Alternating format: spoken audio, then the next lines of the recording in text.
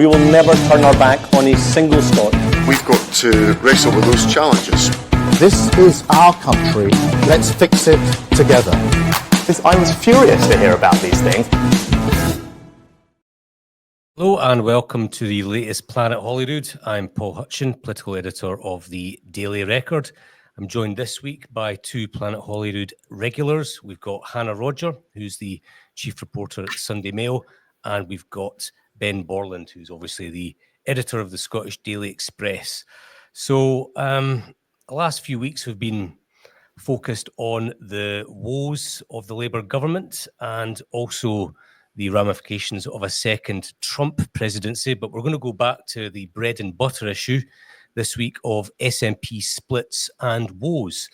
And the flashpoint, of course, has been effectively the opening up of SNP selection procedures for Holyrood, basically letting people stand. And I think that the big development earlier this week was the decision of the SNP's Westminster leader, Steven Flynn, to go for Holyrood. And he's basically wanting to double job by being an MSP and an MP at the same time, which is not gone down particularly well. Hannah, I think we'll come back to the double jobbing issue, but it's clear to me that Stephen Flynn is an able politician. He's got a good job, a big job down at Westminster. But the fact that he wants to come to Holyrood, I think he's got bigger ambitions than simply being SNP Westminster leader. Who knows, perhaps he sees himself as being John Swinney's successor. Yeah, I mean, I think you're being very vague. I don't know deliberately if you're trying not to pick a stance on it, but to me, it's pretty obvious exactly what he's doing. You know, it's been hinted at previously that he wanted to be SNP leader. Whenever there's been leadership contests, his name's always in the sort of mix. And yeah, I think it's pretty obvious that that's what he plans to do. He's done a fairly decent job in Westminster. I think that he has still got a bit of a ways to go, if I'm honest. I think that, you know, he's gone into that Westminster job and he's been given a lot of credit and he's got a lot of sort of publicity from it, and he probably thinks like, you know, I could do this easily in Holyrood, but I think that's a slightly different beast. So I don't know, but I know he is quite popular in the party, but he does have certain enemies there as well. So I think that, you know, the Holyrood job, if that is his aim and he does end up getting that, I think it's not going to be as sort of smooth sailing as maybe he thinks. He's not particularly popular amongst the Sturgeon faction of the party, because if you remember, he toppled Ian Blackford, who was close to Nicola Sturgeon. I don't think her team were very happy about that. So, I mean, yeah, you know, I mean, the whole like he's got his backers and he's got his detractors, which yeah. You know, I don't think it's a shoo-in that he's the next leader. I mean, it seems to me that there are two possible ways that he could get it. John Swinney wins the next election, and then decides to stand down after a couple of years, and then there's a contest, or John Swinney loses the election and then there's a bloodbath leadership contest, and who knows, maybe he goes for it, Kate Forbes goes for it, Jenny Galruth goes for it, and all hell breaks loose. Absolutely. I think the thing with Stephen Flynn is that he clearly has a good conceit of himself, as they say, and he's used to this big spotlight at Westminster, where he was previously leading the third largest party. He was getting a regular question at PMQs every week. He was frequently appearing on national news bulletins because he was, you know, he was kind of obviously had Keir Starmer against Rishi Sunak, and then Flynn would be sort of the third person in most PMQ debates. And then all of a sudden, because of the SNP's disastrous general election showing, he's leading a group of 9. He's now a minor party leader.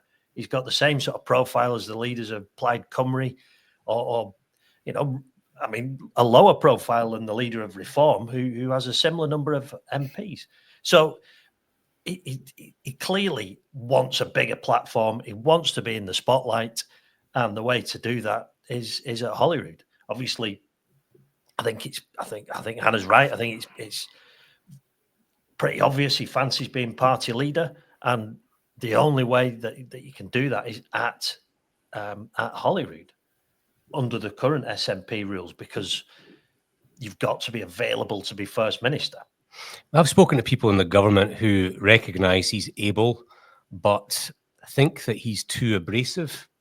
Don't particularly like his style of politics. And I've heard the comparison, I mean this in a political context, nothing else. They compare him to a young Alex Salmond. Now, that might have been popular a couple of decades ago, Really? but maybe not so much amongst everyone in the party these days.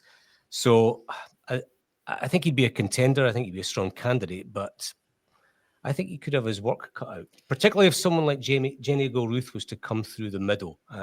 I've heard that the Education Secretary and Steven Flynn are not the closest of friends, and that could be quite a spicy contest if it ever came to pass. That's very interesting. I mean, he certainly is a spiky character. I mean, you alluded to the coup against Ian Blackford when he led the so-called Curry Club, and they were described as, they were very blokey. They'd go out on Tuesday nights and play five-a-side football and then go for curry. I think it was actually called the Tuesday Club. Or was it the Tuesday Yeah, Club? maybe it was a Tuesday club and they had curry. That's They did the five-a-side and then they had curry. But yeah, I mean, the whole handling. So I don't remember now if I broke the story or if it was somebody else who broke the story. But anyway, I remember speaking to Ian Blackford, in the sort of aftermath of all this.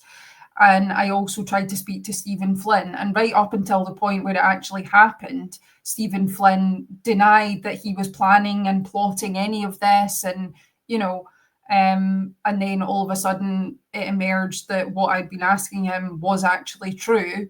And he had been doing all of this. But, I just think he's a bit of a sneaky character. And I think he can be quite ruthless and quite cutthroat if he wants to be. And yeah, I do think that is not going to prove particularly popular with some people. But then I think maybe the SNP, particularly the ones in Holyrood, they maybe need to, I hate using this phrase, grow some balls, but I think they're quite used to being this sort of cuddly, comfortable, party. And actually, I think they need to face some kind of hard truths that actually things are not going to be smooth sailing from now on. So maybe it is time for sort of more cutthroat leadership. I think one thing that is utterly outrageous about this, though, is the double jobbing aspect. So, Look, I mean, I'm no fan of Douglas Ross. I thought he was a flawed politician, to say the least. But the SNP absolutely battered that guy over double jobbing, rightly so. And now Steven Flynn fancies being an MSP and an MP at the same time, even though his own party didn't hold back when it came to Douglas Ross. I mean, I know, but this sort of thing really does bring politics into disrepute. It's just, but like this example, right? Exactly. They totally hammered Douglas Ross for it, as they should, because I think, you can't be a politician in both places. It was quite obvious, to be honest, that Douglas Ross wanted to be in Westminster, didn't particularly like being in Holyrood and yada yada. But anyway, shouldn't be able to have these two jobs at once. They hammered him for it. And now, they're quite happy to do the same thing again, even though they tried to change their own, or they changed their own rules last time around.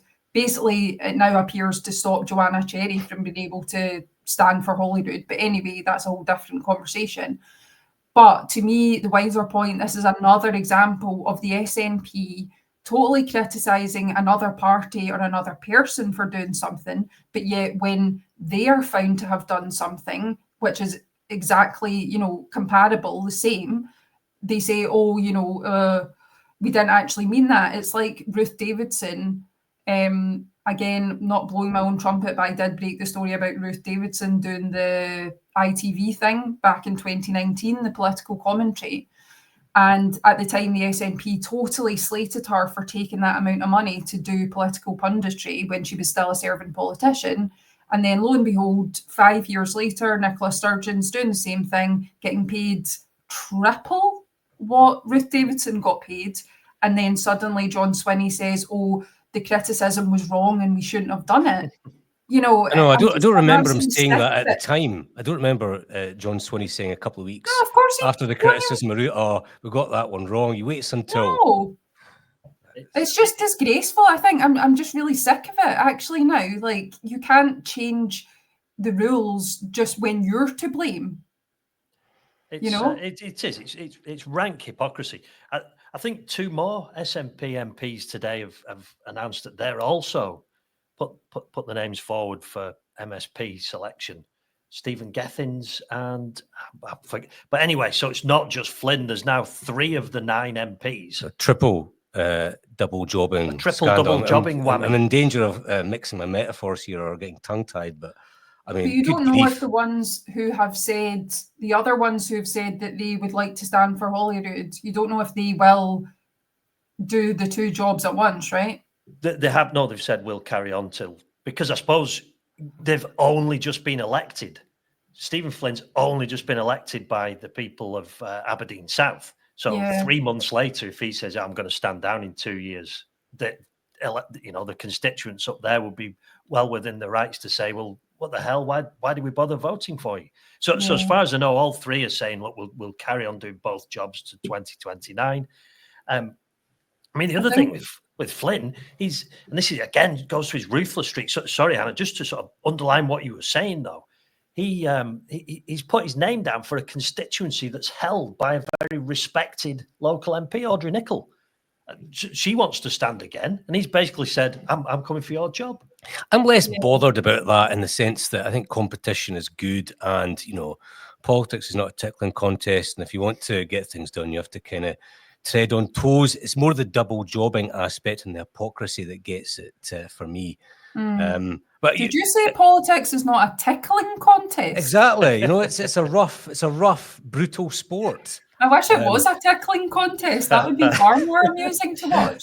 No, but I think as well, like just on the selection stuff, I think, it's going to be a very interesting period for the SNP, because if we've got MPs who have got a job already and they're now saying, oh, well, we want a second job, then you've got 30 odd former MPs who are most of them still out of work. Many of them will want to go to Holyrood.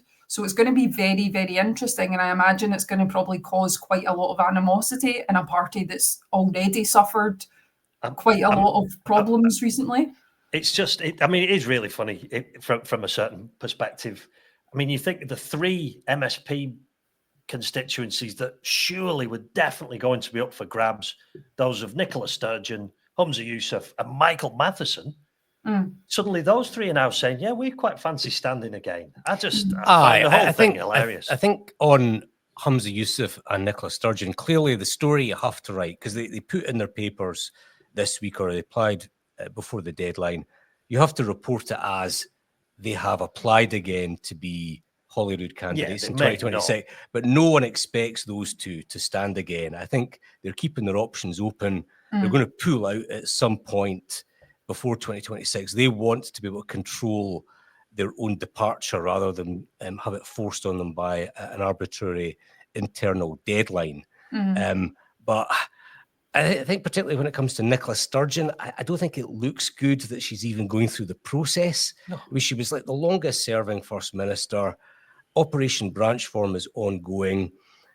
She's causing problems for her second successor, John Swinney. I mean, why not just either stand down now or just say, I'm not standing definitively again. I will not. To keep this going, I just think it's a bit unseemly. Yeah, internal deadlines they may not suit, but that's the deadline. And if now's the time to say I'm not standing again, then to use your phrase, Hannah, grow a pair and do it. And I mean, Michael Matheson. If Michael Matheson thinks he's going to get elected, then Don't get me started on Michael. I think that of the three, he's the most likely to go for it because, frankly, where's he going to get the equivalent of an MSP salary outside of Holyrood? You know, I wouldn't send him out for a loaf of bread, far less give him a job. I mean, what an absolute disgrace that guy is. See, before we launch into a tirade about Michael Matheson and the latest scandal MSP, just on Nicola Sturgeon, you're saying, oh, it's a bit unseemly and she's doing this and that. I actually really respect Nicola Sturgeon for the way that she is going about things since she stood down as First Minister, in the sense that I think she just doesn't care anymore about what people think. And she's just going, do you know what? F you all. I'm going to do whatever I want. You know, I'm going to go on ITV and earn 25 grand. Exactly. I'm going to go on ITV. Oh, what's that? My husband has been arrested. Oh, I'm just going to go out with my mates, Val McDermott and blah, blah, and go and have some cocktails and, you know, and do you fancy a ticket for my comedy routine? Exactly. And you know, my party's just been totally obliterated in the elections. Oh, well, here's like a new thing that I'm doing, or I'm going to the gym. You know, I just think like it takes actually, I feel like we're talking a lot about balls here, but it does take quite a lot of balls to just do that. And I think or brass neck, whatever way you want to describe it. Absolutely. Yeah. So I think, you know, 2 years ago, if someone was to say, oh, guess what, Nicola Sturgeon's going to do this, everyone would be like, no way, she's never going to do those things. But I think now I'm not surprised that she's put her name in and stuff, because I'm just like, I think she just doesn't care anymore what people think of her. And I think that's actually to be respected. But anyway, can we now talk about the other scandal MSP, which is, you know, almost as egregious as Michael Matheson? Yeah, so Neil Gray, the health secretary, it was reported at the weekend, has been taking his chauffeur-driven car to football matches to watch his beloved Aberdeen. I should declare an interest. I'm also an Aberdeen fan, but I pay for my own transport. I pay for my own tickets. There's no suggestion of freebies. And I think that they've come up with some, I was going to say excuse that he was doing government business at the football grounds, and that justifies using taxpayer-funded resources to go and watch his favoured football team. I mean, it does sound like a load of rubbish, doesn't it? It does. I think it's one of these. The government are probably right. It's within the rules, but it doesn't pass the smell test that we were speaking about earlier in the summer with Labour's donation scandal, and Keir Starmer getting his designer suits from Lord Ali. And all these things were within the rules, but the public don't like them. And I think this is a prime example of something that it may be within the parliamentary rules or the government rules for the use of the ministerial car service, but the average voter will not like this. And it's going to be very, very hard for him to get over it. I think he will hang on and he'll survive, because unless he's been found to have actually broken a rule, there's not that extra pressure to get him out. But it's hugely damaging. And it comes after, I mean, another great Sunday Mail exclusive was the Oasis tickets furore earlier this summer. So just a few months after that, it just looks like he's got the NHS to manage. It's in crisis. And it looks like he's more interested in reliving the 90s and going to watch his team play football. It's not a good look. It's a complete disgrace. And I think the health secretary job in the Scottish government is the most cursed job, because whoever takes on that role, it ends in disaster. It really does. Like, I mean, look at Hamza.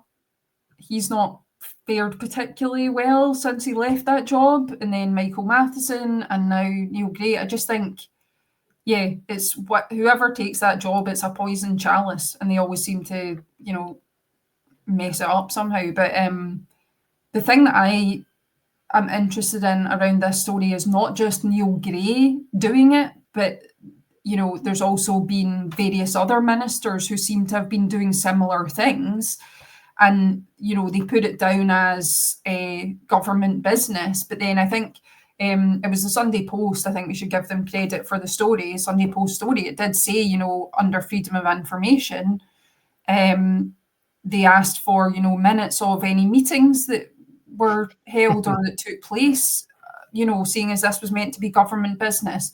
And there was none, because we all know that they're not having government meetings at a football game. I just think, you know, with cases like this, it's best just to be honest and upfront and say, you know, it's within the rules. But yes, I was going to watch a football game or something. But this sort of, as you say, Paul, an excuse, they've kind of tried to make an excuse.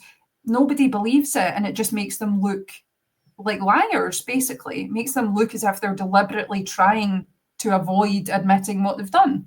I think that what will transpire is either there haven't been any, you know, government meetings at these football matches, which is problematic. Or, and I think that this would be probably even more cynical, knowing that he's going to the Aberdeen match, maybe the private office has arranged for some sort of discussion on a health-related issue like booze, like an informal chat, and tried to do it that way, which again would be pretty. I mean, they were saying it's a government engagement, but then his brief doesn't include sport. Mary Todd is the sports minister. If anyone should be going to Hampden semi-finals, it's the sports minister. There's no reason for a health secretary. I mean, Gillian Martin was trying to say, oh, it's part of his brief, but it's not part of his ministerial brief. It's absolutely not.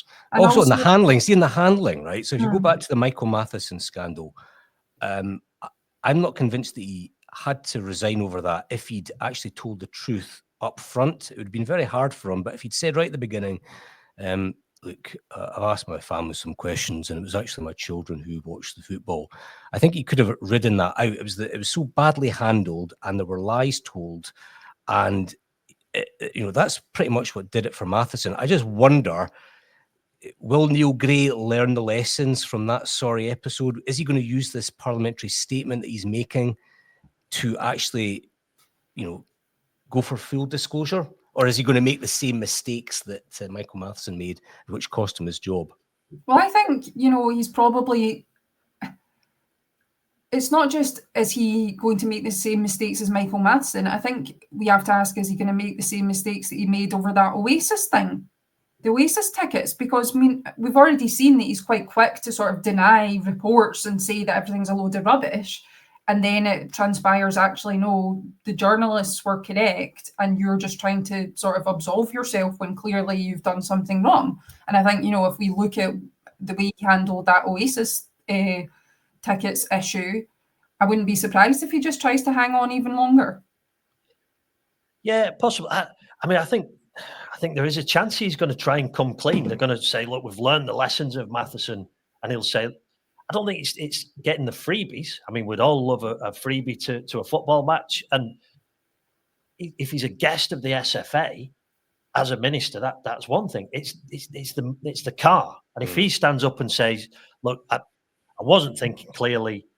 I used the car to go home from my day job, and I stopped at the football on the way. It was wrong. I apologise. I think you're right. He might take a big hit, but it's more if he tries to bluster this one out, and then something else emerges that proves this was out with the rules. And as soon as that happens, he's toast. I think there's a wider danger as well, and this applies to all political parties, in trying to capitalise on sleaze or ethics stories and trying to portray yourself as different to other parties. So, you know, Labour tried to do that with the Tories. I'm not blaming them for it because they made political capital out of it. But then when they get to power, you see that they've been taking freebies and doing all sorts of ridiculous things. The SNP try and give the impression that they're better than Labour. And then you see that, you know, what Michael Matheson did and what Neil Gray's been doing. I just think that there's short-term mileage in political parties attacking each other over this because, frankly, they're all at it. Gives us something to write about, though, doesn't it? Oh, yeah, it's good for us. I just think it's really short-sighted for them. I think the thing is... Sorry, No, I was just going to say, like, I think the Tories are sort of an extreme case, and we would be questioning rightly if they didn't make political capital out of, for example, Partygate, the wallpaper, £100 a roll or whatever it was, all of that stuff. You would expect parties to make political capital out of it because it was so shocking. And I think, the Tories' level of sleaze and scandal, it was just on a completely different planet compared to what we would normally expect as political sleaze and scandal, like, for example, Labour and the free outfits and whatnot. That's pretty run of the mill. I think what the Tories were doing, particularly Boris Johnson during COVID, was on another level. Yeah, I suppose maybe the point I'm making is I'm just surprised that when political parties rightly make their attacks on their rivals, that they don't actually make sure that their house is in order. Like some of the things that Labour have been criticised for, I just think these are like needless, very avoidable stories, like taking free clothes. I mean, you're right, Hannah. What the Tories did was way, way worse on a completely different level to Labour. But I still think that there should be someone in the political party laying down some ethics rules and saying, you can't do this, you can't do that. Just cut out the hospitality. If you're going to buy clothes, you're going to go to the football, just pay for it yourself. I think part of the problem is this ministerial car service over the years has just become an in-house taxi firm for ministers. And that's not what it's there for. Also we are paying for it as the taxpayer, and that's what really gets people. It's not just to ferry you around. I mean, look at Lorna Slater getting the lift up to Mull and back in a day. I think as well, one thing we've been speaking about the Sunday Mail and the Sunday Post. The Express has highlighted this a few times. There's these records don't show where Nicola Sturgeon or Humza Yousaf or now John Swinney, that the ministerial car records are published on a monthly basis, but they're about 6 months behind. And they don't publish where the First Minister goes. And we've asked for these under freedom of information. They've never they stopped in about 2018 and have never published them since. And is this because of security, Ben? Because of security. But they won't retrospectively publish Nicola Sturgeon's ministerial car use because of security. I mean, this is something that happened in the past. Yeah, I've had the same problem with politicians' travel. So it makes it very hard, for example, to scrutinise their travel expenses, specifically Westminster. I've kind of come across this problem a lot where you request additional information and you're told, for security reasons, it can't be provided. But actually, it makes it very hard to scrutinise. So you think, well, why even put the information out there? Because it's not transparent, because people can't scrutinise it because you're only giving them half the picture. And it's the same with, I remember, where did Nicola Sturgeon go? Did she go to COP27? No one knows. No, I'm just trying to think. I think she went to COP27 and I was trying to find out which hotel she was staying in and the sort of travel arrangements around that. And it would have been about 6 months after the event. And I was told for security, they couldn't tell me. So it's the same thing. And I'm like, but she's retrospective security. She's not there anymore. No one can plan an attack against her if they wanted to when she's no longer there. It just made for an event that's never going to be repeated again in Scotland. Exactly. This was not even in Scotland. It was the one after COP26. Right. It was COP27. It was in a foreign country. It's just laughable. Yeah. That's ludicrous. But yeah, the ministry. Someone should really have a look at this ministerial car service, and if the Neil Gray fiasco triggers that, I think that would be a very valuable use of time. I think this is the problem. It's public money that's being spent. Who is there to? I mean, could Audit Scotland have a look? There's not really a public. I'm sure you could get an MSP to call for Audit Scotland. I'm sure you could. There you go. That's a good idea. I'll write that one down. But yeah, I think it's going to be very interesting. It will be good to see Neil Gray do a mea culpa tomorrow. it would break with, I think, everything we know about how the SNP operate in government. Which I hope he apologises and then says it's not just me. I've got a list of everyone else who did it as well in the Scottish government, and just give the story fresh legs that way.